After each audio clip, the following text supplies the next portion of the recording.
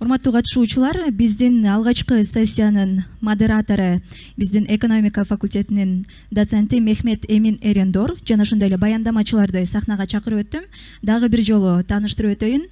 Стамбул Айдын университетинен профессор Рагип Кутай Каража, Хазар университетинен доцент Тельман Нурет уулу, жана ошондой эле Ибн Халдун жана Болу Изет Байсал университетинен профессор Яшар Сары бизге онлайн катышат. Жана ошондой эле Джордж Мейсон университетинен профессор Альп Өзердем. Дагы бир жолу кош келипсиздер. Сөз отурум башканымыз доцент доктор Мехмет Эмин Эрендорда. Буйруңуз хожам.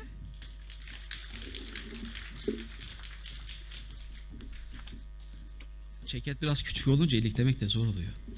Değerli dekanım, değerli hocalarımız, değerli enstitü müdürümüz, değerli öğrenciler ve değerli misafirlerimiz, hepiniz hoş geldiniz.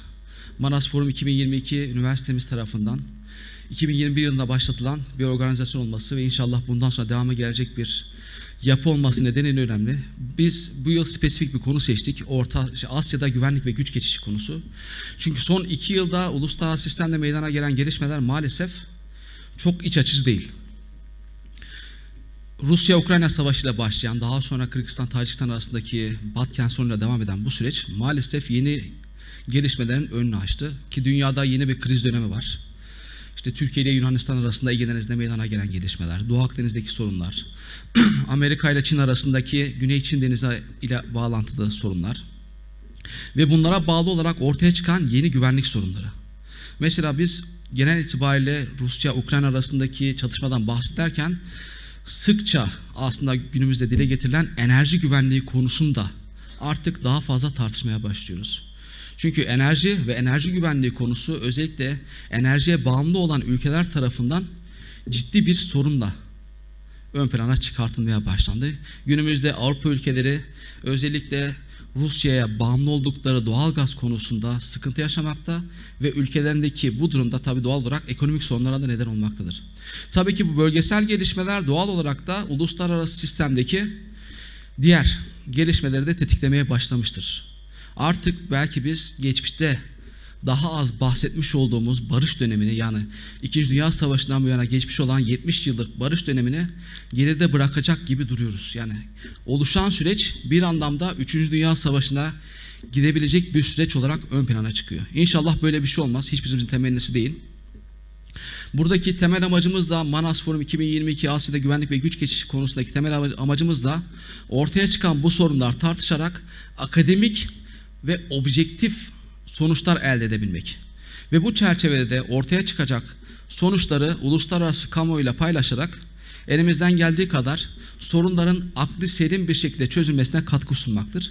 Rektör hocamızın açılış konuşmasında belirtmiş olduğu gibi Manas Üniversitesi sadece bir eğitim yuvası değil, bölgesel, hatta ulusal, bölgesel ve küresel sorunlara değinen bir yapıya sahip. Ve 2 yıldır da Manas Forum 2021 ile başlayan süreçle beraber artık bu iyice meydana çıkmış ve üniversitemiz bu çerçevede de daha etkili bir konum almaya başlamıştır. İnşallah bundan sonra yapılacak konferanslara, Manas forumlarla da bu süreç devam edecektir. Ben hepinize katıldığınız için çok teşekkür ederim. Ben tekrardan hoş geldiniz, sefalar getirdiniz.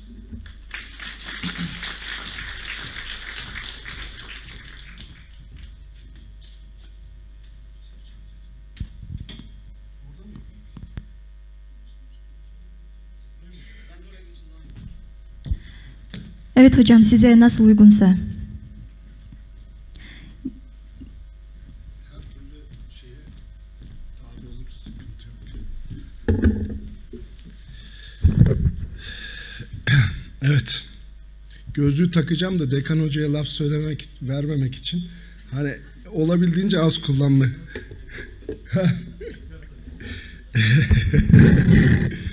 Evet.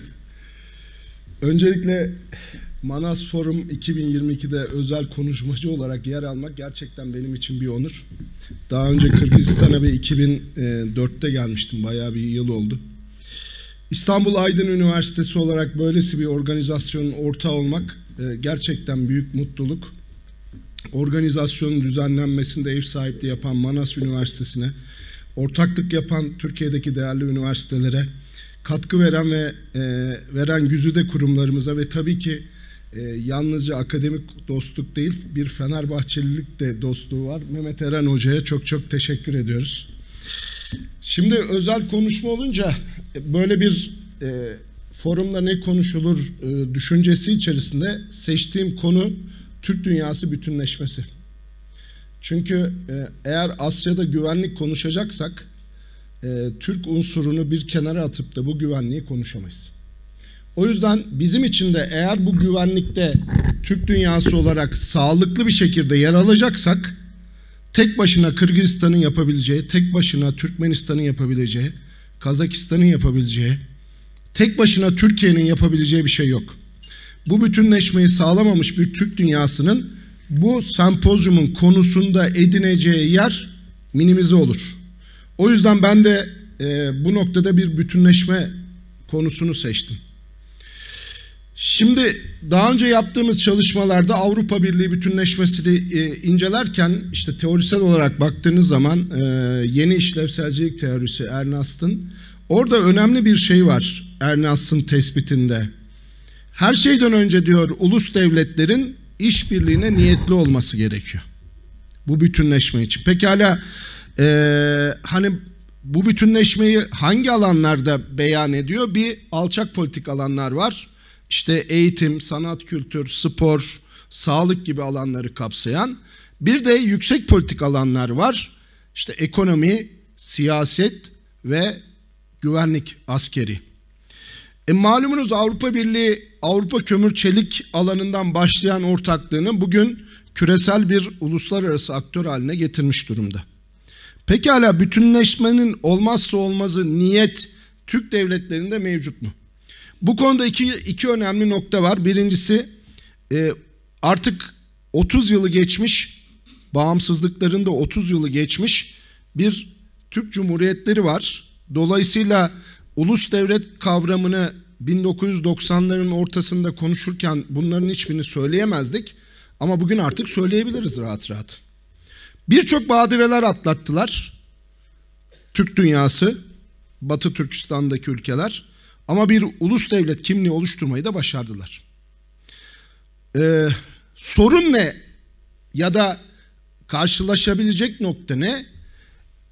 İdari yapıların ya da yönetim yapılarının bu oluşan yeni kimliği uluslararası bir yapıya ne kadar devredebileceği üzerine.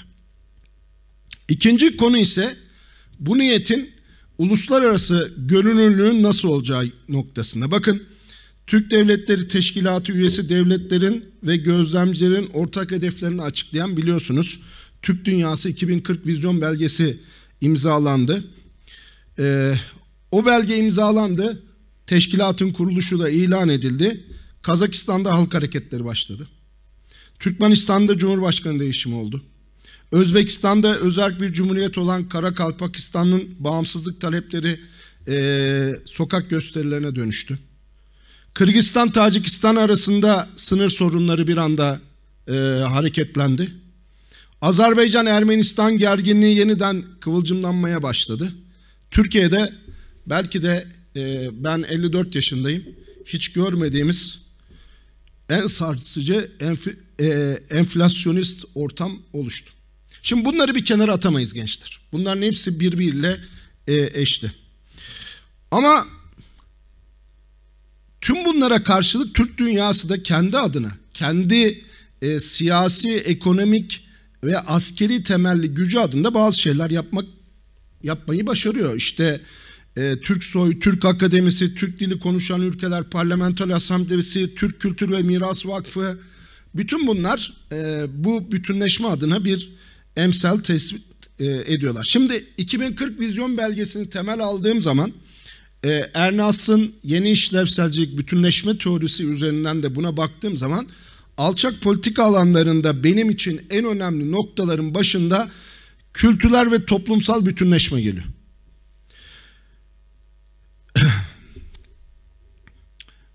Burada gördüğüm eksiği söyleyeyim. Yıllardır bu konuyu çalışan biri olarak. Türk dünyasındaki işbirliğinin yüksek siyasi kurumlarda anlayış, yakınlaşma, birbiriyle ortak olma, işbirliğini geliştirme alanlarında gerçekten yüksek seviyede bir anlayış olduğunu görürken maalesef Türk halkları ve aydınları arasında bu yakınlaşmayı göremiyorum. Bunun tabii çok çeşitli nedenleri olabilir. İşte en başta dil, Türkçeden başka. Çünkü şöyle bir şey var. 2004'te geldiğimde de bunu yaşadım. Şimdi de yaşıyorum. Siz Kırgızca konuştuğunuzda ben sizin dilinizi %60 anlıyorum. Ama Rusça konuştuğunuzda anlamıyorum. Hiçbir şey anlamıyorum. Ama Kırgızca konuştuğunuzda anlıyorum. Ortak bir dil yapmaya gerek yok. Kırgızistan Kırgızca konuşsun. Kazakistan Kazakça konuşsun. Özbekistan Özbekçe konuşsun. Azerbaycan Azerbaycan diliyle konuşsun. Türkmenistan Türkmence konuşsun. Biz de Anadolu Türkçesiyle konuşalım. Hepimiz birbirimizi anlıyoruz. Anlamadığını iddia eden var mı bu sınıfta? Yok.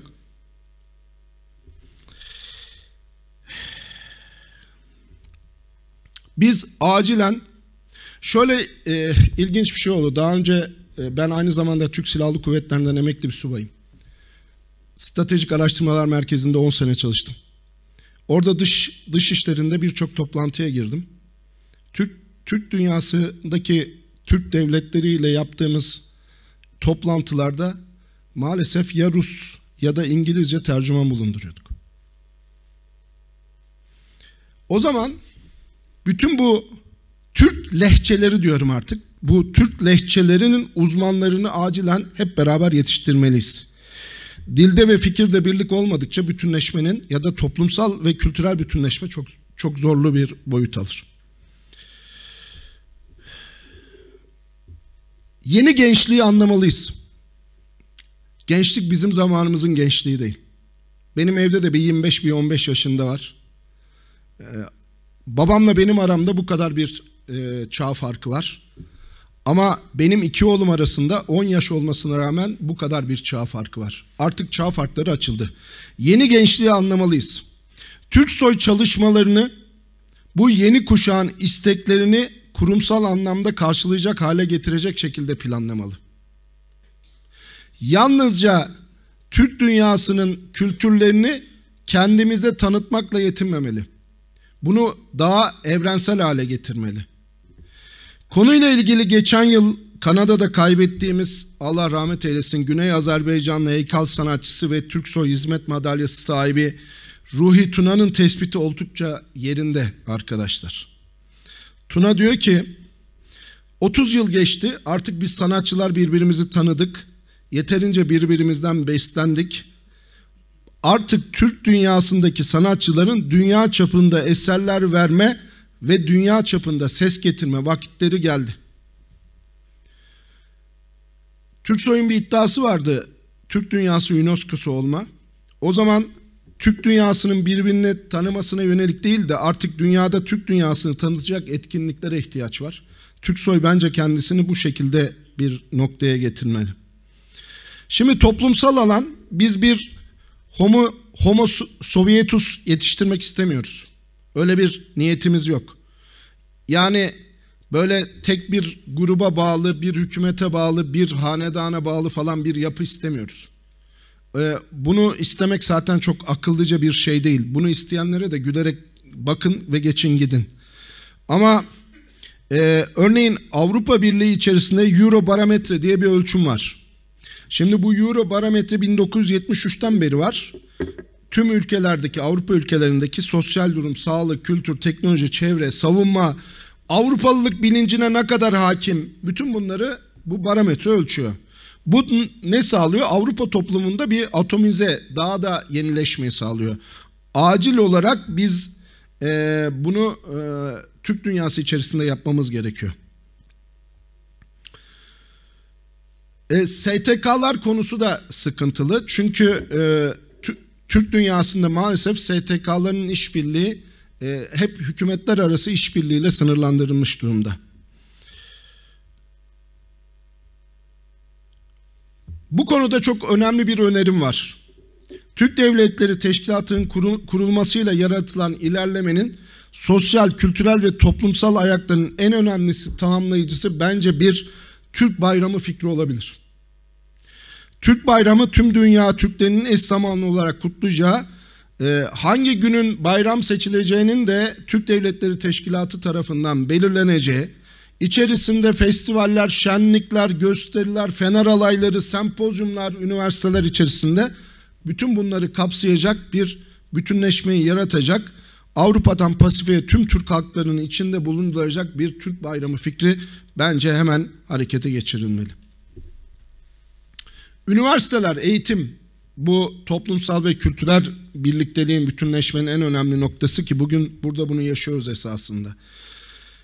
Kazakistan ve Kırgızistan'da Türkiye Cumhuriyeti ile ortak üniversiteler var. Bir güzel haber daha vereyim. Çok yakın zamanda Özbekistan'da da aynı şeyi yapıyoruz. Bir üniversite kuruluyor. Bunların dışında Maarif Vakfı, Türk Dünyası Araştırmaları Vakfı, Miras Vakfı gibi STK'ların Türk dünyasında eğitim kurumları var. Ama tabii Türkiye Cumhuriyeti'nin başına büyük bela olan FETÖ terör örgütünün Türk dünyasına yönelik faaliyetleri de açık ve nettir. Şunu da çok net olarak söyleyeyim. Daha geniş zamanda isteyenle bu konuyu çok fazla şeyler yaşamış biri olarak konuşabilirim. Şimdi Orhun Değişim programı var. Bir de biliyorsunuz 8. sınıflar için ortak Türk tarihi ders kitabının oluşturulması başarıldı. Ama bu faaliyetleri genele yaymazsak ve sürekli hale getirmezsek bir anlamı yok. Yani şimdi Manas çok güzel 2021-2022 inşallah yaşımız el vermez ama 2072'leri de görenler, 2092'leri de görenler olur. Bunu bir sürekli hale getirmek lazım. Bütünleşme için gençlik zorunlu. Birbirini tanıyan bir gençlik olması gerekiyor. Şimdi bizim üniversitede 9.000'e yakın yabancı öğrenci var. 9.000 yabancı öğrencinin neredeyse yarısı Türk dünyasından.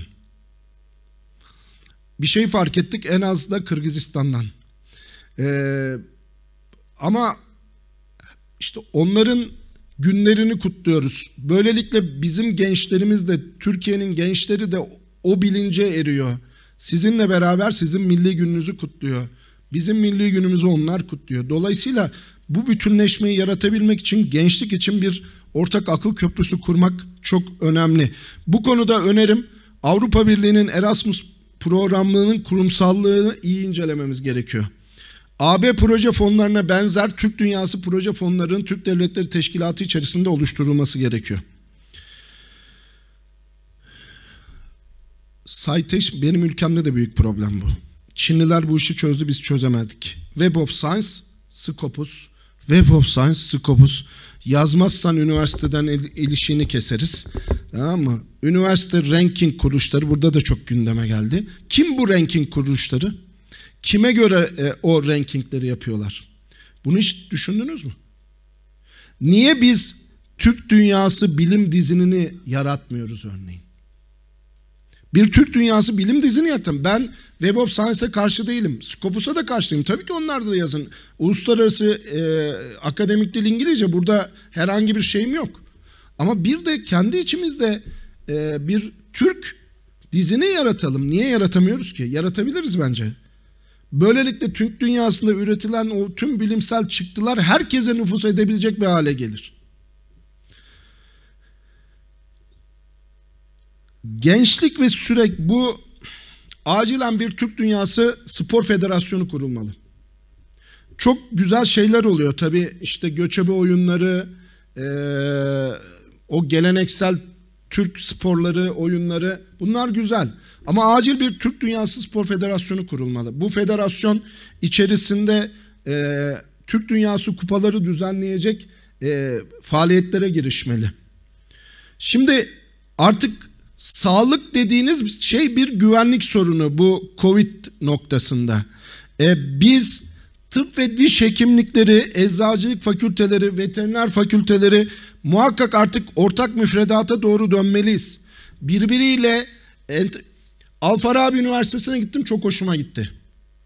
Çapa'dan hocalar kocaman ekranlarda tıp fakültesi öğrencilerine ders anlatıyor. Ve nasıl anlatıyor? Şoka girdim seyrederken. Ameliyat yaparken anlatıyor. Ameliyat Türkiye'de, İstanbul'da, ama Kazakistan'da, Almatı'da öğrenciler bütün amfi dolu, ameliyatı yapılırken hocaya da mikrofon takılmış, ameliyatı anlatarak yapıyor. Mükemmel.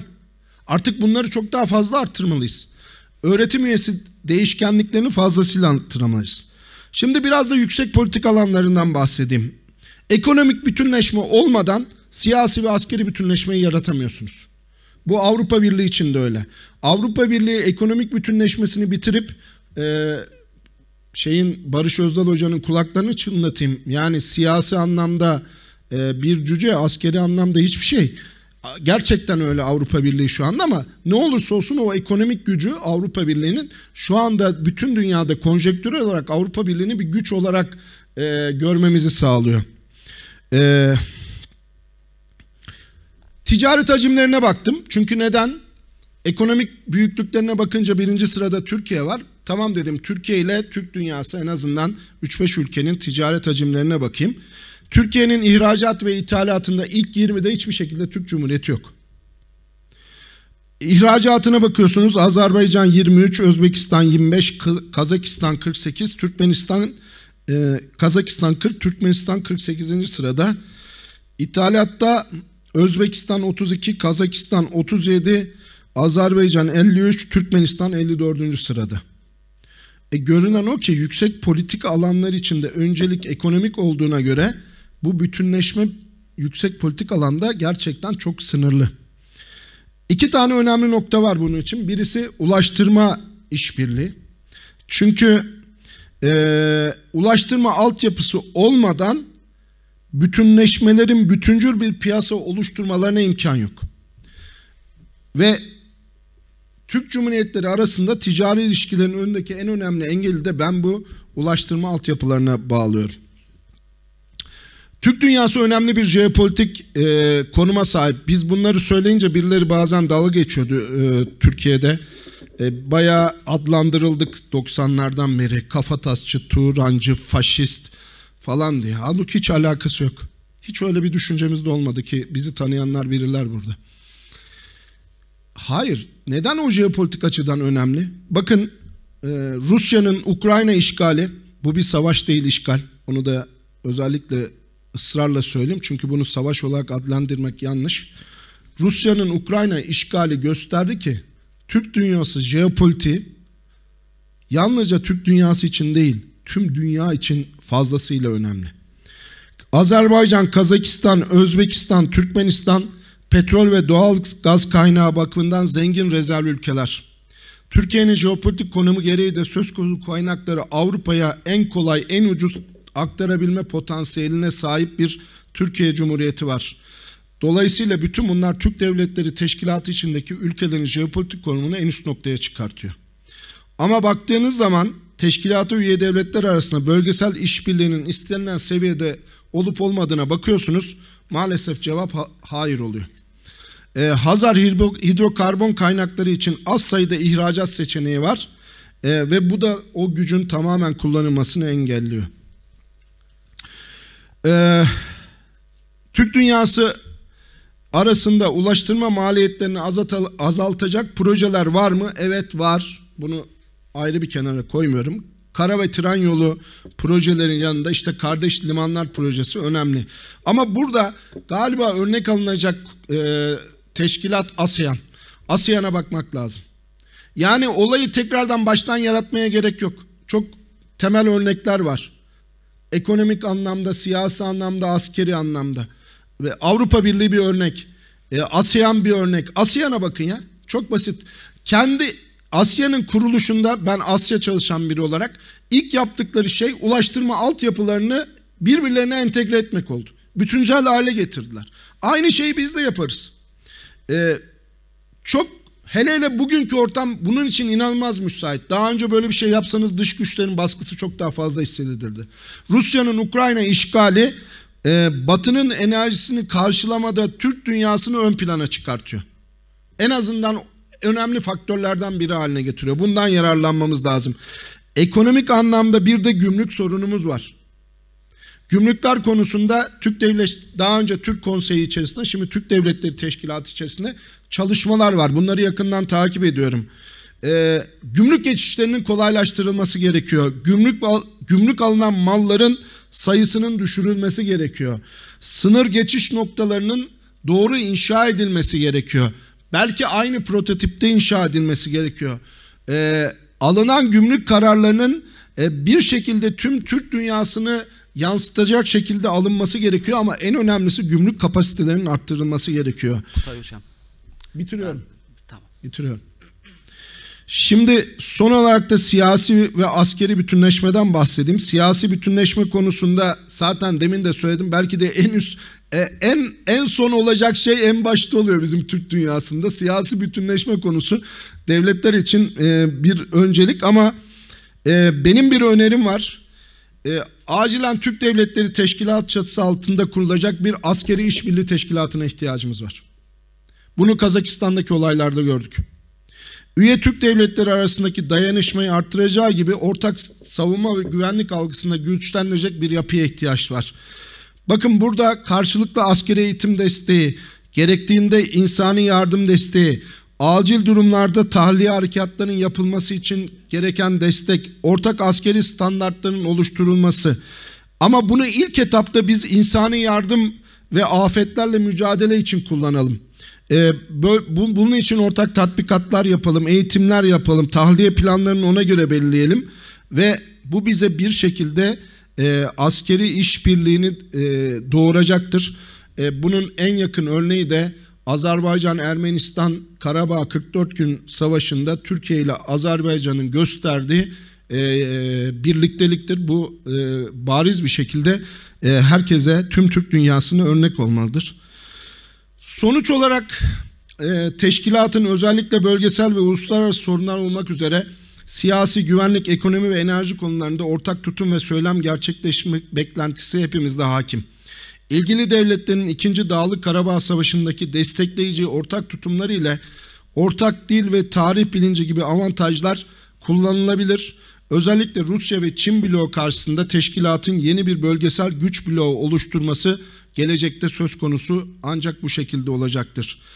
Unutmayalım, dil bir köprüdür, tarih bir köprüdür. Köklerimize inmeli ve olayların böldüğü tarihimiz içerisinde bütünleşmeliyiz öncelikle. Her zorluğa ve önümüze çıkartacak engellere rağmen Türk devletleri bütünleşme çalışmalarını sürdürmek, Türk milletlerinin geleceği için vazgeçilmez bir görevdir. Eğer gelecekte olacaksak hep beraber olacağız. Ben bunun fiilen dönüştürme zamanının ve şartlarının olgunlaştığını düşünenlerdeyim. Beni dinlediğiniz için teşekkür ederim.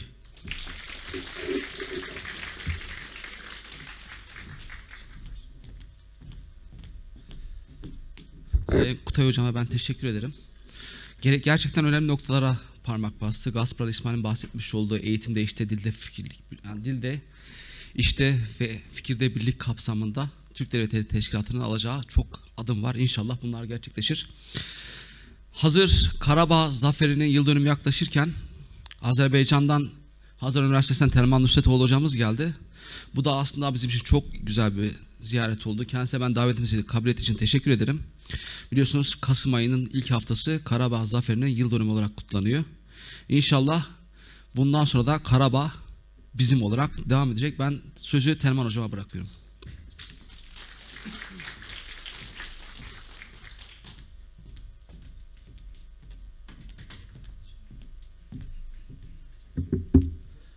Çok değerli hocalarımız, aziz talebeler, Türk dünyasının eğitim ve kültür fikir merkezlerinden birisi olan Manas Üniversitesi'nde Azerbaycan'ın bağımsızlığından sonra kurulmuş olan ilk özel üniversitesi Hazar Üniversitesi'ni temsilen sizlere hitap etmek benim için çok ciddi bir gurur kaynağıdır. Hele bu günler Azerbaycan Cumhurbaşkanı da Kırgızistan'da, kardeş ülkede seferdədir. Türk dünyasının, değerli Kutay Hocam temas etti, Türk dünyasının son dönemler hem bir diriliş ve yükseliş dönemine şahsi kanaatim dahil olduğu bir süreçten geçiyoruz. Hem de dünya, küresel sistem ve bölgesel gelişmeler, ciddi dünyada kataklizmler ortaya çıkmaya başladı. Çok kutuplu dünyanın, dünya sisteminin, nizamının kurulması veya Türkiye Cumhurbaşkanı Erdoğan'ın ifadesiyle daha adil bir dünya nizamının inşası noktasında insanlığın ciddi bir beklentisi var ortada ve elbette Türk dünyasının da önemli sorunları var. Ancak bana göre Pasifik'ten Akdeniz'e uzanan Türk kuşağı demografik, tarihi, kültürel, askeri, ekonomik olarak yeni bir sıçrayış veya kendi mecrasına dönüş sürecine giriyor. Tarih boyu bu coğrafyalarda İpek yoluna hakim olan, çok farklı dinleri, dilleri, etnik kimlikleri hoşgörü içerisinde yöneten, idare eden bir milleti, bir tarihi temsil etmişiz. Ve büyük imparatorluklar kurduk Avrasya'da, büyük bu coğrafyalarda devletler kurduk. Ve insanlık Türk adaletiyle, nizamıyla, hoşgörüsüyle bu coğrafyalarda tanıştı. Şimdi bu İpek yolunda yeni bir, ben daha çok işte Türk Devletleri Teşkilatı'nın askeri işbirliği, özellikle Karabağ zaferi bağlamında Azerbaycan-Türkiye askeri işbirliği ve ortaklığı, ortak güç inşası noktasında bu konu üzerinde değinmek istiyorum. Yani bu konudan yola çıkarak bugün dünyanın da küresel sisteminde, jeopolitik dengelerinde bir askeri noktada da Türk dünyasının, Türk devletlerinin askeri işbirliğine büyük ihtiyacı olduğunu ortaya koyuyor. Değerli Kutay Hocam vurguladı. Aslında Türk devletleri barış gücü. Biz bunu biliyoruz, 2013 senesinde Türkiye'nin girişimleriyle Türkiye, Kazakistan, Türkiye, Azerbaycan, Kazakistan ve Moğolistan'ın katılımıyla bir kolluk kuvvetleri güç, yani teşkilatı oluşturuldu, ama bunu bugünün gelişmeleri, bölgesel ve küresel gelişmelerin de bağlamında daha da büyüterek, daha da sistemleştirerek bir barış gücü haline Türk Devletleri Teşkilatı getirebilir. Tarih bizden bütün yönleriyle Yusuf Akçura'nın etraki, tevhid-i etraç dediği o zaruret, Türk düşünürlerinin, Türk aydınlarının 19. asırdan itibaren savundukları işte bu müstemleke dayatmalarını bir tarafa atarak bir güç haline gelme fikriyatını bir fırsat olarak bugünlerde yine önümüze koymaktadır ve bunun da en önemli noktalarından birisi elbette ekonomik işbirliği. Bu İpek yolunun, yolların, koridorların açılması, biliyoruz ki yani bu uzanan büyük bir ticaret yollarının aynı zamanda güvenliği de sağlanmalıdır. Buralarda ülkelerin istikrarı temin edilmelidir. İpek yolunda şimdi Çin yükseliyor ama Çin'in bir NATO'su yok. Türk devletlerinin hem kendi coğrafyalarında hem de etraf coğrafyalarda istikrarı, barışı korumak, özellikle yeni dönemin en büyük hadiselerinden olacak göçlere karşı, terör, vekalet savaşlarına karşı, istihbarat operasyonlarına karşı bizim varlığımıza, bölgedeki istikrara yönelmiş olan birlikte bir çalışma ortaya koyması çok ciddi bir şekilde ortaya zaruret olarak meydandadır.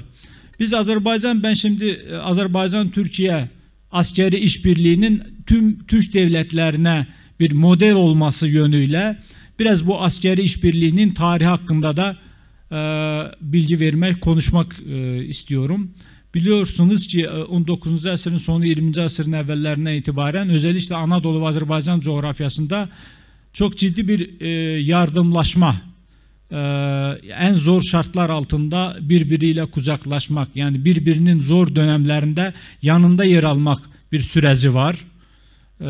Anadolu zor günler yaşarken Azərbaycanda kurulan hayriye cemiyetleri, Bakü Müslüman Hayriye Cemiyeti, milli komiteler, Birinci Dünya Savaşı, daha evvel Balkan Savaşlarında yardım kampanyaları düzenleyerek Anadolu'ya yardımlar gönderdiler ve bizim gönüllüler, Azərbaycanda gençler çarlık rejimi, müstemleke rejimi altında yaşamalarına rağmen gönüllüler birlikler oluşturarak Balkan Savaşı'nda savaşmak için oraya gittiler. Balkan Savaşı'nda savaştılar ve Doğu Anadolu vilayetleri işgal edilirken Azərbaycandaki milli komiteler oradaki insanlara yardım etmek için ellerinden geleni ettiler. Osmanlı Devleti de en zor zamanını yaşarken, ölüm kalım savaşı verirken 1918 senesinde Azərbaycan varlık savaşı verirken Kafkas İslam ordusunu oluşturarak Azərbaycanın kurtarılması operasyonunu başlattı ve Gence'den başlayarak o dönem Mayıs ayının 28'inde Tiflis'te Azərbaycan Cumhuriyeti ilan edilmişti ama Azərbaycan'ın toprakları, büyük şehirlerin hepsi işgal altındaydı.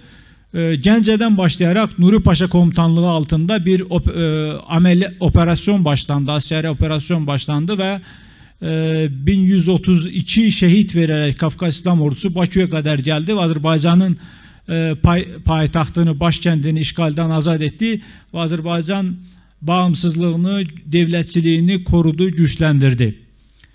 20. əsrin sonunda da elbette Azərbaycan bağımsızlığını ilan ettikten sonra bütün Türk Cumhuriyetleri ilk tanıyan Türkiye Cumhuriyeti oldu ve bizim ordumuz yoktu. Yani Sovyet döneminde de, Çarlık döneminde olduğu gibi Azərbaycanlıların ciddi bir askeri eğitimden geçmesi meselesi sorun olarak kalmaktaydı. Ve ilk olarak eğitim alanında 1992 senesinde Azərbaycanla Türkiye arasında bir askeri eğitim işbirliği anlaşması oldu. Bizim okullarımızın ister Kara Harp Okulu'nun, Deniz Okulu'nun yeniden kurulması, askeri akademinin oluşturulmasında Türkiye'nin ordusu, Türkiye'nin eğitim kurumları, askeri eğitim kurumları çok ciddi rol üstlendiler. Türkiye'den subaylar geldi, Azərbaycan'da ordumuzu eğittiler, askerlerimizi eğittiler, okullarımızda danışmanlık görevleri yaptılar. Ve nihayet bu ilişki, güç ve imkan dengesi, bölgesel gelişmeler, stratejik dengeler değiştikçe de Azərbaycan-Türkiye işbirliği, ortak güç inşası da değişerek devam etti. Güçlenerek, yükselerek devam etti. Ve biz biliyoruz ki 2010 senesinde ona kadar çok ayrıntılar üzerinde durmak istemiyorum. Anlaşmalar yapıldı. Ondan sonra savunma sanayisiyle ilgili, savunma sanayisinde ortak faaliyetlerin gerçekleştirilmesi, tatbikatların yapılması, karşılıklı yardımlaşma, askeri yardımlaşma, bunlarla ilgili anlaşmalar imzalandı ama 2010 senesinde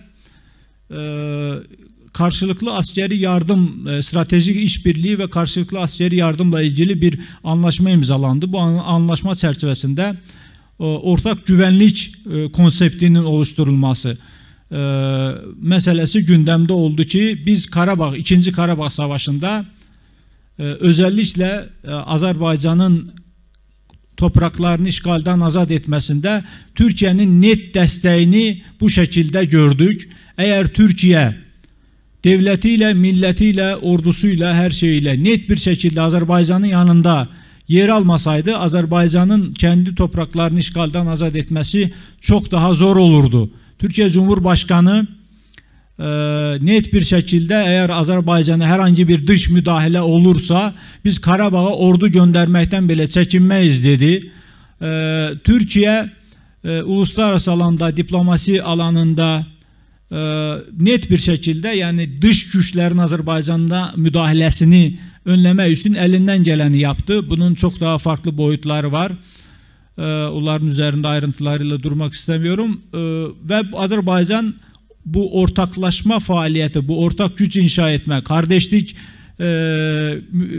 gücü oluşturma faaliyetleri neticesinde Azərbaycan 30 yıllık yani bir sorununu halletti. Karabağ'ın işgalden azad etti ve Güney Kafkasya'nın bir cazibe merkezi olarak en önemli ülkesi ve gücü olarak giderek güçlenmeye başladı. Bunun en büyük nedeni elbette Türkiye-Azerbaycan arasındaki ekonomik, askeri alanda o oluşan stratejik ortaklık, ortak güç inşasıydı ki bu modelin daha sonra 2021'de Şuşa'da Şuşa beyannamesi imzalanmasıyla Azerbaycan-Türkiye ortaklığı müttefiklik, stratejik müttefiklik düzeyine yükseltildi ve burada özellikle Milli Güvenlik Kurullarının karşılıklı toplantılar düzenlemesi, Azerbaycan'a herhangi bir saldırı olursa bunun Türkiye'ye bir saldırı olarak görülmesi, Türkiye'ye bir saldırı olursa bunun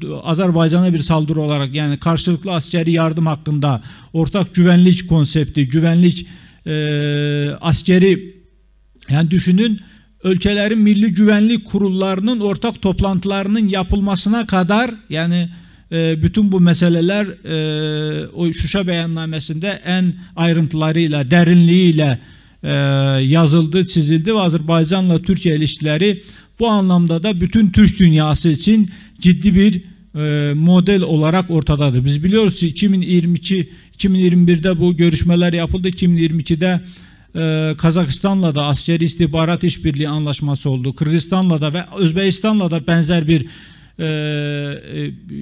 işbirliği anlaşması oldu. Stratejik boyutlarıyla baktığımız zaman bunun ne kadar bir zaruret olduğu, bölgemizde yaşanan sorunlardan, Türk dünyasında veya hedef haline getirilmek istenen Türk dünyası coğrafyası itibariyle bütün bu yani derinliğiyle düşündüğümüz zaman ne kadar zaruri olduğu açık ve net bir şekilde ortadadır. Ben şimdi bütün bu makale olarak hazırladık. Aslında Kazakistan'la, Özbekistan'la, Kırgızistan'la ayrıntılı olarak askeri alanda yapılan işbirlikleri, burada özellikle işte terörle mücadele, toplumsal olaylara müdahale, sınır koruma, barışı destekleme ve koruma, bu noktada göç, Afganistan kaynaklı uyuşturucu işte ticaretinin önlenmesi, terör olayları, bunlarla ilgili de Türk devletlerinin ortak bir konsept oluşturması zarureti açıktır. Türk devletlerinin barış gücü, inşallah biz onu da göreceğiz. Çünkü süreç ona doğru gidiyor. Başka yolumuz, çaremiz yok. Türk devletleri kendi bağımsızlıklarını korumak ve güç olabilmek için, yeni dünyada güç olabilmek için mutlaka askeri noktada da işbirliklerini derinleştirmek, ortak güç inşa etmek mecburiyetindedirler. Bizim tarih boyu hiçbir milletin topraklarında gözümüz olmamış, hiçbir milleti ne kültürünü, ne dinini, ne hiçbir şeyine dokunmadık. Her zaman adaletle yönettik. Bugün ama maalesef dünyada ikili standartlar var, müstemleke yaklaşımlar var, etrafımızda ciddi sorunlar var. Bu anlamda da bizim güç olmamız önemlidir. Maalesef uluslararası sistemde şu anda uluslararası hukuktan daha çok güç amili ön plana çıkmaktadır. Güçlü olan kazanıyor. 30 sene biz Azerbaycan'da besledik. Birleşmiş Milletler Güvenlik Konseyi'nin kararnameleri vardı. Ermənistan işgalci ülke olarak işgalci Ermənistan'ın Azerbaycan topraklarının boşaltılmasıyla ilgili Güvenlik Konseyi'nin kararları vardı. Ama bunu kimse icra etmedi. Azerbaycan ordusu kendi gücüyle, Türkiye'mizin desteğiyle bunu icra etti.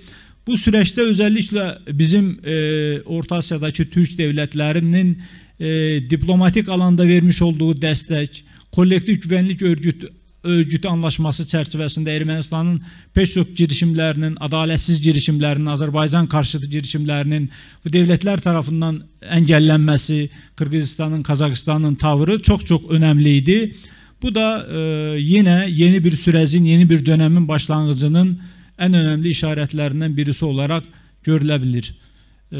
Bu kadar. Ben inşallah düşünüyorum ki gelecek Türk dünyasınındır. Türk dünyası gerçek anlamda yeni bir dönemini, diriliş ve yükseliş dönemini yaşamaktadır. Yaşasın Türk Birliği diyorum. Sağ olun, var olun.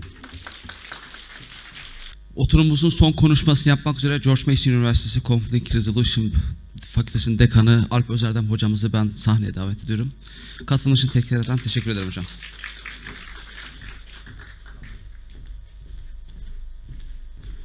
Herkese merhaba. Değerli hocalarım, sevgili öğrenciler. Öncelikle Manas Üniversitesi'ne davetlerinden dolayı çok teşekkürler. Ayrıca bütün katılımcı üniversitelere de teşekkürler. As a keynote, I thought what would be really relevant for this forum. The focus is security and power transition in Asia. And there would have been a number of ways of talking about this. And I was thinking about what would be really suitable for me. I'm a peace and conflict resolution scholar. So I don't know how familiar with this, but at George Mason University, I'm the dean of the Carter School, working on peace and conflict resolution over the last 40 years. And myself, I work in different countries, from Afghanistan, Sri Lanka, Kosovo, Bosnia-Herzegovina, a number of places in Africa, but I never worked on Asia, Central Asia. So I thought, well, you know, what's the point of talking about Central Asia to people who know Central Asia so well? So what I'm going to do, I'm going to talk about the world. I'm going to talk about three things. The first, for the power transition, security and power transition, I want to look at the peacemaking and peace building as the means of doing that transition, okay? Specifically that. And I'm gonna debunk most of the conflict resolution ideas and the way we conceptualize and do conflict resolution, okay? Because it seems to me that conflict resolution and the field itself is a bit in the past, right? You know, almost like the 1970s, 80s, the Cold War years. You know, the understanding of what the world is. And we are still trying to resolve conflicts in that way. I want to kind of like deal with some of the assumptions we are doing and why they are wrong. The second, I guess, the future of my keynote is that I'm going to take you to a tour of the world. So you're not going to hear about Central Asia, but you're going to hear about other places. And I want you to really learn what lessons we can gather from these places and whether or not they would be applicable for Central Asia and for your studies. And the final point is that in peace studies, I think the most significant question is whose peace and who builds peace? Because that's the kind of a power dynamic that we need to recognize, okay? So I'll be handling those questions. And finally, oh, they already moved on. They're fast. Is this click working?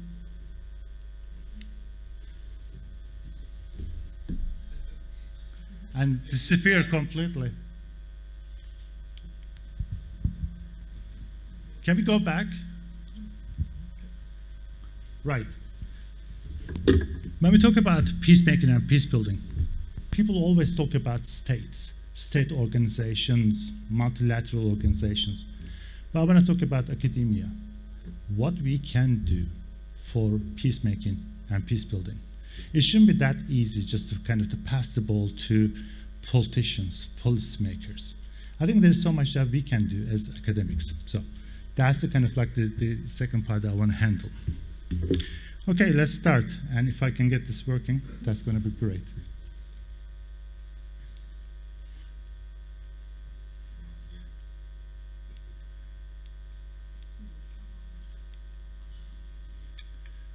Nereye basmam gerekiyor?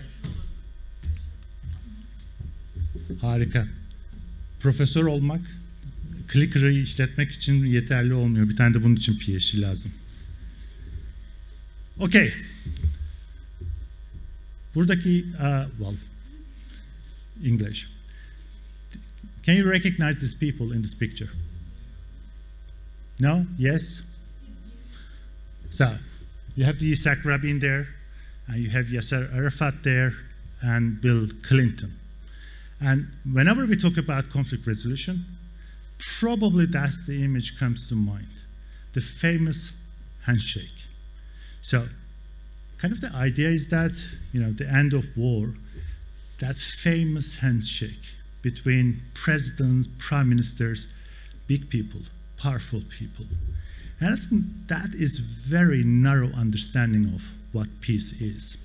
So this was for the Oslo peace process in the Middle East. In 1992, lots of people believed that because of this handshake, finally the peace arrived in the Middle East. The Oslo peace process would have resolved all the problems. And the reality wouldn't have been, much really kind of the worse and different than that. So, in a way, let's not trap our thinking about conflict resolution for images like this. That's really misleading. Perhaps that's the beginning of the absence of violence, as the beginning of negative peace. But in order to talk about peace and transition, we need to talk about conflict transformation. So what happens afterwards? So from peacemaking to peace building. So probably that's the beginning of peacemaking.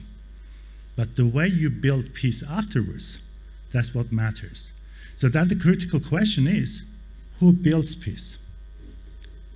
People like these guys or different people, right? So that's the question we will be asking. That's quite a good percentage. Well, really bad percentage actually. 40%. That is percentage of peace processes fail in the first 3 years. In the first 3 years, peace processes, 40% of them fail. In the first 5 years, that percentage is 50%. So, this whole idea of handshake, starting peace, don't rely on that. So it gives you that opportunity for peace, but most of them fail in the first 3 to 5 years. So, as clever students, the next question you need to ask is, why? Why they fail? All these important people, all these peace agreements, peace accords, what happens that they fail, right? I think that's a really important question. They fail because of Titanic. So probably that, you think that I'm mad. I'm not. How many people have seen the Titanic film here? Everybody? Right. Hands out, right? That particular kind of scene. Love is in the highest point. I'm not going to talk about that. I know you want me to talk about that. Especially the girls. They want me to talk about DiCaprio. No, I'm not going to talk about that. Well, the Titanic, its journey, the maiden voyage, it started in 1912. And the maiden voyage of Titanic is like peace processes. Because when they started their journey, they thought that the Titanic was unsinkable. They really trusted the technology. They really trusted what they built.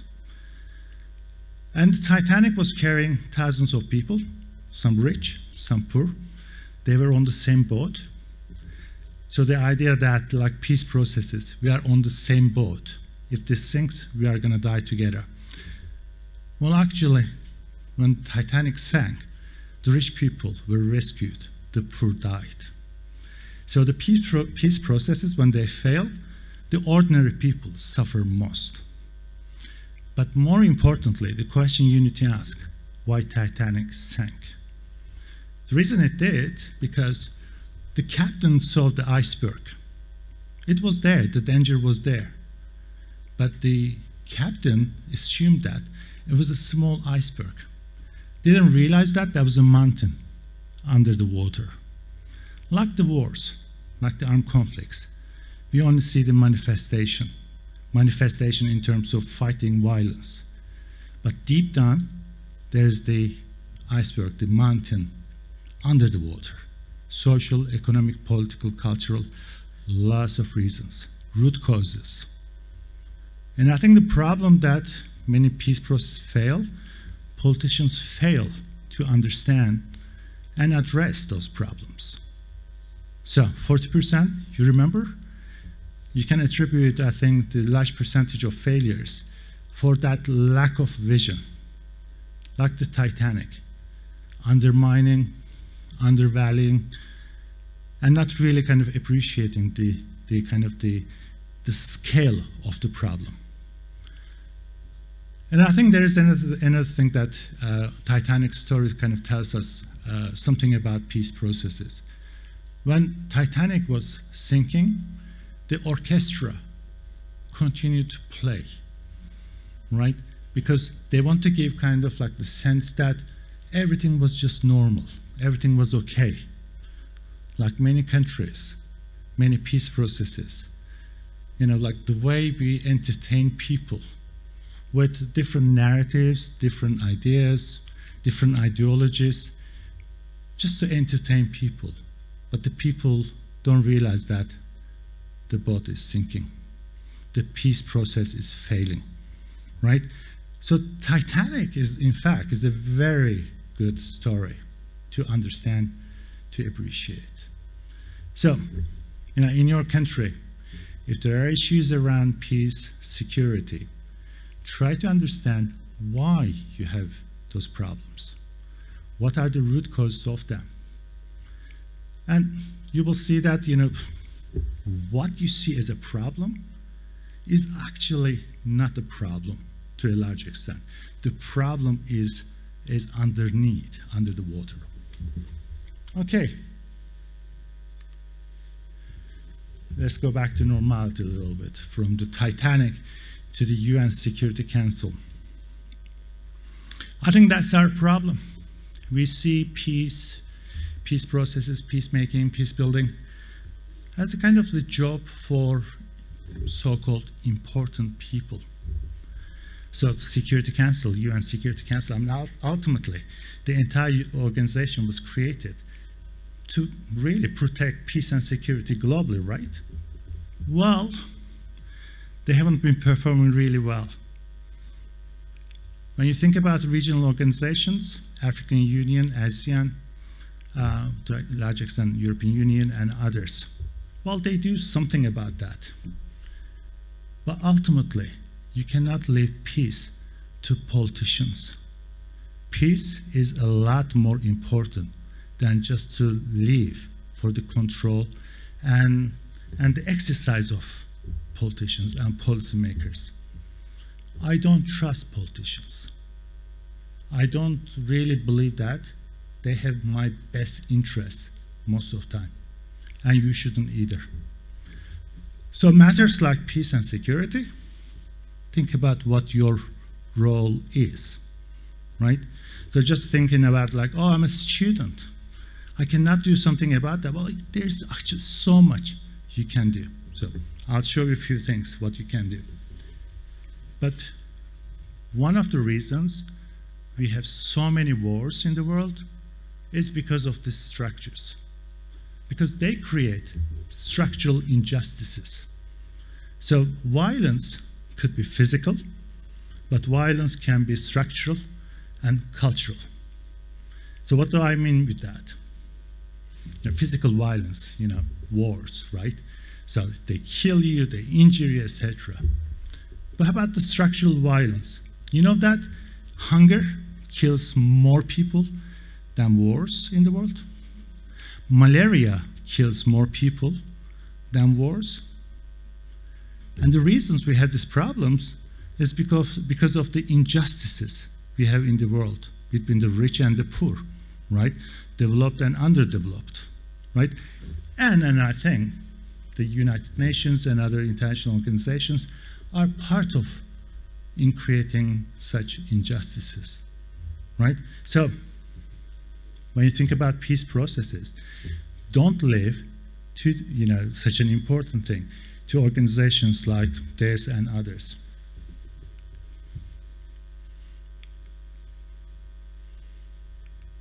Okay. Who doesn't like peace?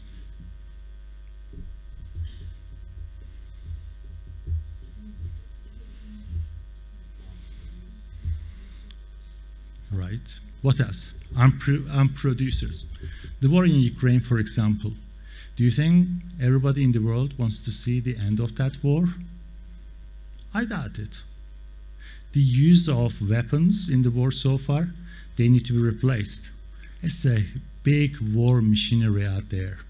And those countries talk about peace most are the biggest producers of arms globally. Right? So there's a kind of oxymoron. Right? On the one hand, they talk about peace building, but on the other hand, they produce the weapons that are used and kill civilians.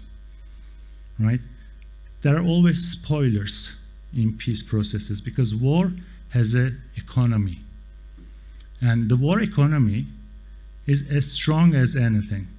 And if you really want to talk about peace in real sense, you need to create your own peace economy. And peace needs to be profitable. And I think that's one of the reasons why the international community has been failing with peace. Because we are not really making peace profitable. There are lots of really strong interest groups, companies, multinationals that really benefit from this. So in a typical country, say in a war for years or some decades, there's criminality, there's all sorts of illicit activities, they're kind of like the trafficking of humans, or the arms, narcotics. I mean, these are really profitable places. Why do you think that, like places, in the Middle East, in Central America, or parts of Asia, why the wars have been continuing for decades? Because it is profitable. You make really good money. And I sometimes think that rather than being an academic, I should have been a warmonger, a warlord. I would have been such a rich person. I've really chosen the wrong career. I mean, I've been working hard for such a long time, and I don't think I'm getting the kind of like the best return for my investment. That is that profitable, right? So in that way, let's be realistic about that. Those people are studying economics and marketing, and those studying the business. Think about the business of peace and how we can create that. And with that, now you are going to see my best graphic design skills, and you will adore them. I'm so good with that. So when we think about transition, all right, let's talk about war to peace transition. Problem number one, we assume that there is a linear process. It can progress from the peace process, and then the sides would come together, they will start to love each other, and then it's going to be wonderful romanticization of peace, right? Peace is overrated in many countries because many countries are, they are not in peace. They live in the absence of conflict, but their citizens are living in the conditions of war in different means. It's a bit like Clausewitz. War continues in different ways, right? So in that way, there is no linearity. And that is only in the, sort of like in the minds of politicians. The second mistake, we are technocratic about this. We want a secret formula to create peace. And there is not that formula, I'm afraid. And I've been working in this field since mid-1990s. If you ask me, tell us how you can build peace, and I won't tell you, because peace is a context specific. It needs to be tailor-made. You cannot really take the experience of one place and transfer to other. You really need to create the conditions because you are talking about politics, culture, history, economics, all this dynamics, right? So in a place like that, there is no secret formula. It is a political process. And there are lots of ups and downs. So I think that's really important to recognize. You know, sometimes I see people talking about peace process and they say, oh, well, I'm neutral. Well, neutrality is political itself. You cannot be neutral. So what you do in peace process is very much political, and politics doesn't need to be capital P politics, partisan politics. I'm talking about politics with small p, power relations. You know, peacemaking, peace building is about power and the way you are transitioning power. So it really matters who sits at the table. It really matters who makes decisions. It really matters who represents people, right? And hence, I don't like that handshake picture. It really takes the power from people. It really kind of gives the image that peace is about, you know, what politicians, presidents, prime ministers do. And that's only one side of the picture. But in reality, now I'm coming to that point. Who builds peace?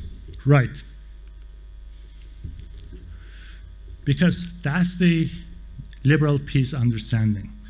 Some sort of democracy, and that's called democratization, and it's probably the most undemocratic way of understanding democracy. It's externally driven, and democracy brought on the plane to Afghanistan. And you organize a couple of elections, and you say, oh, wow, yes, now Afghanistan is a democratic country. Well done to us, right? Or, you know, like the really wrong sense of market economy. And there are lots of oxymorons there. You know, we talk about like the market economy, we free the market and everything, but then European Union has the most strict state protection for its farmers, for its producers. We want all these post-conflict countries to be as open as possible. We say, oh, well, you shouldn't have any tariffs, you shouldn't have any regulations, you shouldn't have any protection for your different sectors. But it's not really good enough, right? So this whole liberal peace as an idea, I'm sure that's what you are taught in the classroom. The application is very problematic. And the international community since the end of the Cold War, you know, has been applying this in different places. It's almost like using same medicine for different illnesses. So whether you have a headache or a cancer, or you have a kind of some sort of stomach problem, the international community goes and prescribes the same medicine again and again and again. And then we are surprised, oh my God, those peace processes are failing. Yes, it's failing because, you know, you are not a good doctor. You are not able to prescribe the right medicine. It's a problem that we create. In fact, I can argue that in some conflict-affected environments, it's the international community that really worsens the situation, exacerbates the problem. And I will come to that in a minute. And I'm sure Mehmet Emin Hoca is now looking at me saying the finish. I am ready to talk. But hocam, I'm not finishing, I'm here. Hocam maalesef zamanın sonuna doğru yaklaşıyoruz. Yani karnı acıkan öğrencilerimiz varmış. Well, I'm perfectly all right. I can stop. Hocam now. Şey yapacağız. Saat zaten 4'te size ayrı bir söz vereceğiz. So, Mehmet Hocam, I think I believe in democracy. I'm going to ask the students, do you want me to continue or do you want to go to? Well, I think you are overruled. Thank you very much. I have to explain the situation to our rector. It's a really big problem. Well, I met your rector. I think we are good friends now. Yeah, you know, I think he'll be all right. Now, honestly, you know, apart from the joke, I can really stop. I can just wrap up. It's up to you. I mean, you know, like, there is no point of like me kind of talking about what I know if you don't want to know about it.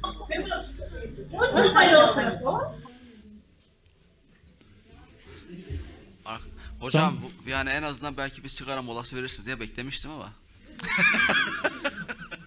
Right. Well, actually it's 1 o'clock. No, seriously, shall I stop? Okay. Okay. Hocam, it's up to you. Okay. Well, guys, I flew like what? Altogether nearly 20 hours up in the air, and I lost 10 hours of my life already. I'm older, 10 hours older because of you. So give me 10 minutes. So that's the deal. Okay. You know, one of the problems with peace processes, why they fail and why the transitions fail, there are lots of cats. Has anybody tried here herding cats? Can you herd cats? No, right? You can herd cows, but you cannot herd cats. Cats are very independent because they all have their own agendas. It's like a bit, you know, what happens in a post-conflict environment. There are lots of organizations with their own agendas, priorities, and their political interests. And then it becomes really problematic. I mean, I've seen so many places that, you know, those international organizations start to cause lots of problems because they act like cats. So I think that's the kind of like one of the reasons why we end up with that 40%. Okay. What do you see in that picture? Shout out. What do you see? Quick, quick. You don't have that much time. The world is ruins. What else? Destroy buildings. What else? Suffering. Who said people? Excellent. Did you really see the people? Yes, brilliant. Children, young people. Okay, well done. Because lots of people, when they look at that picture, they see destroyed buildings. I see people amongst the destroyed buildings, because that really kind of puts you in a different place if you're able to spot people amongst the ruins, because you can really build those buildings at some point. You know, construction is easy, but constructing lives, that's the difficult one, right? So when we talk about peace building, where are you going to start your orientation? Where are you going to start from? What's your priority? Buildings or people? And trust me, in 99% of time, we put our investment in buildings, not in people, right? So that's what happens in many peace processes. That's what they fail. That picture, typical, right? And you see them in the media quite often. Oh, the refugees and internally displaced persons are coming back home. And it's overrated. There is nothing like home in a post-conflict environment, because that Afghan family, having lived in Peshawar for a long time, going back to Afghanistan. You know what that means? Probably their house is already destroyed. Their field is full of landmines. There would be no school for their kids and probably no access to health, right? And now, especially under Taliban, those women and the girls will be facing lots of restrictions. So let's not romanticize the concept of home in post-conflict environments and really recognize that ordinary people face lots of challenges. And in fact, ironically, some people face more challenges in a post-conflict environment than the wartime. So you may be living in a refugee camp, you may be looked after by an international organization, perhaps your kids attend school, but you lose all that once you go back home, right? So I think you need to be really realistic about what you are talking about in terms of what that post-conflict environment is and what that transition means. And that's why we have people rebelling against peace processes. Ordinary people, you know, in Colombia, for example, they voted no for their peace agreement. Can you imagine? You know, why would they do that? Because if the peace is not addressing their day-to-day problem, because what peace means is what happens in your daily life, right? At home, you know, at work, at school, right? All the discrimination you may or you may not be facing. You know, what kind of peace that peace process brought to you, that's what matters, right? Peace is not an abstract idea. Peace is your life, right? And whether or not it's improving, that's the question we are looking at. And there are lots of different groups in such an environment, right? Child soldiers. So if anyone wants to write an interesting dissertation, I would say write about child soldiers and their role in conflict and peace. So we forget that, you know, like refugees, like, you know, child soldiers, IDPs, these are really specific groups. I mean, many places I come across in Africa, for example, kids are indoctrinated to be a soldier at a very young age, from like 5 to 10, right? Their entire upbringing could have been in that armed organization. So what does post-conflict transition means for these people? For that young boy, probably, you know, that weapon is, okay, means of protection, means of employment, and that's also means of solidarity. You know, he has friends. You know, he has no family, but he has some sort of friends in that. You know, peace process takes everything from that child, and then kind of like that child becomes a criminal in that post-conflict environment, right? Do you get that, right? And why it is so important? And then we shouldn't be surprised that the peace process ends quickly. And I keep talking about social injustices, and I think it's really important. And I think in many peace processes we fail to address them, and especially in places like Afghanistan and traditional societies and the condition of women, I think it's a big problem. Okay, that bridge, where is it? Wow, I'm impressed, right? Anyone has been to Balkans? No.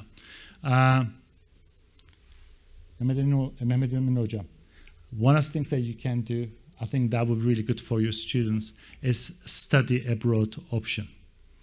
And if there is a study abroad option for international relations students, go to the Balkans, Bosnia, places like Kosovo. There's so much history there. But that bridge is really interesting.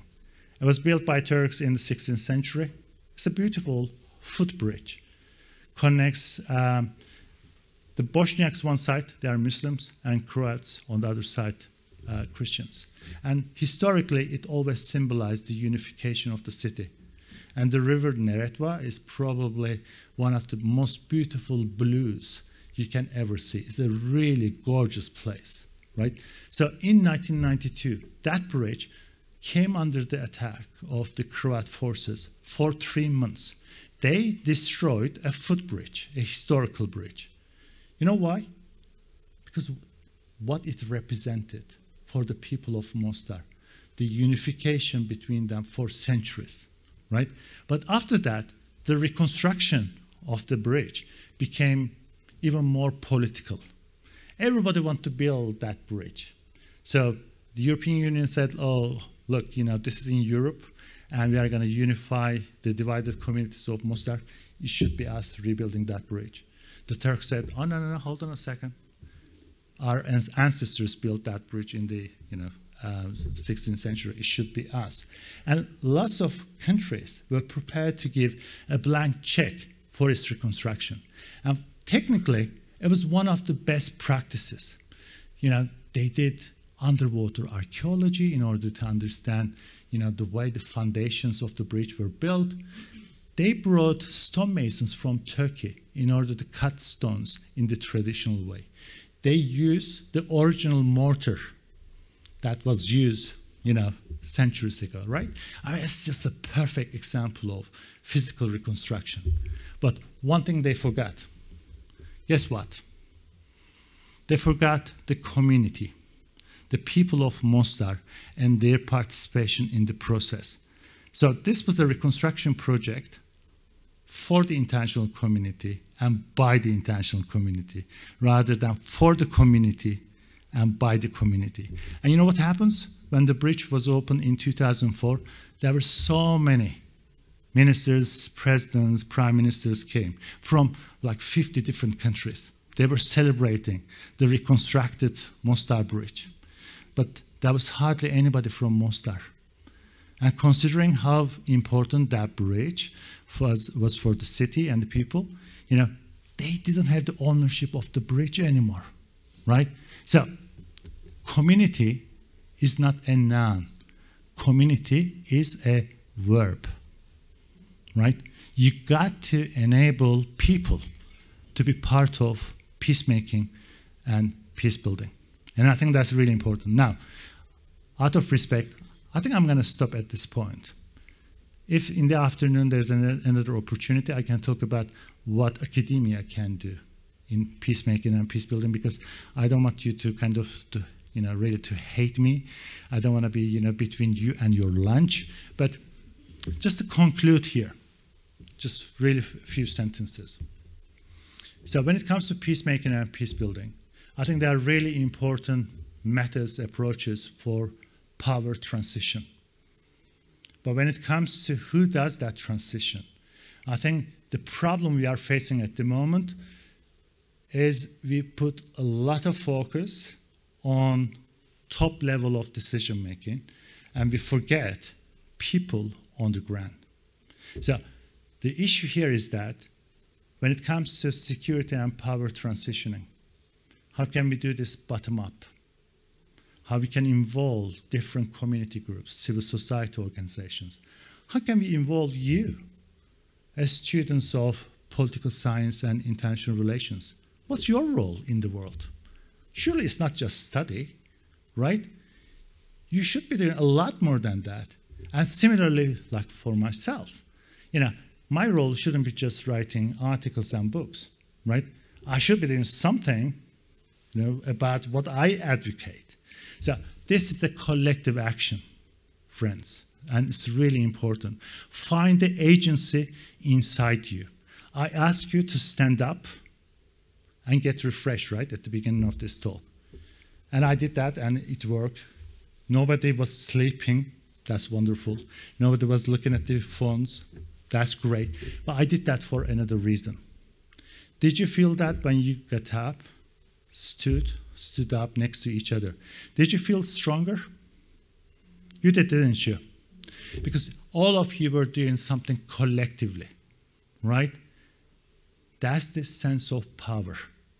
So when it comes to power transitioning, I'm interested in your role in that transition, right? And there, the agency, you as an individual and you as a community, that's what matters. So that's where I will stop. And if there's another opportunity for me to talk, then I can talk about, more specifically, academia and what we can do for peacemaking and peace building. So thanks very much for your attention.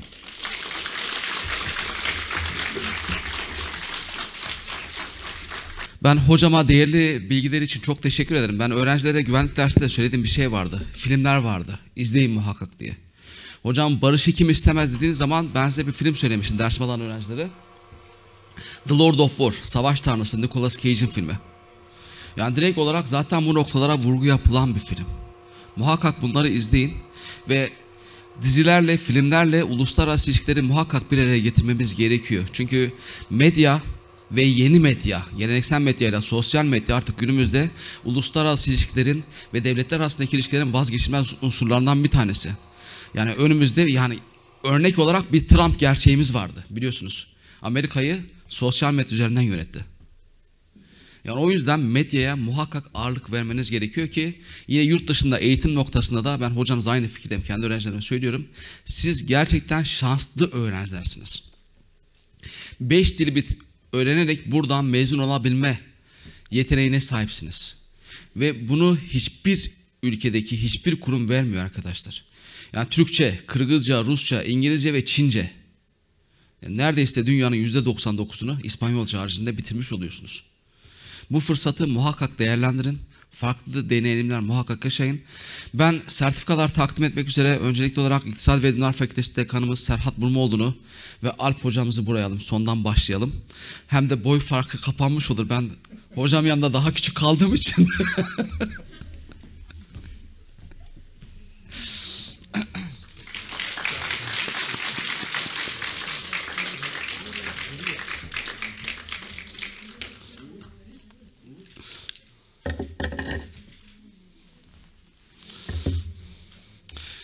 Ben enstitü müdürümüz Sayın Kadir Ardış hocamızı, Telman hocamıza sertifikası vermek üzere davet edeyim.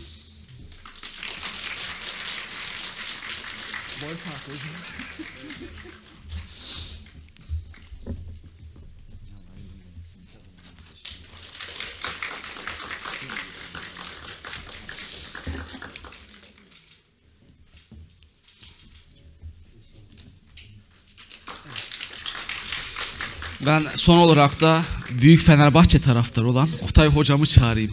Yani kendime sakladım onu ki ikimiz aynı takımdayız sonuçta.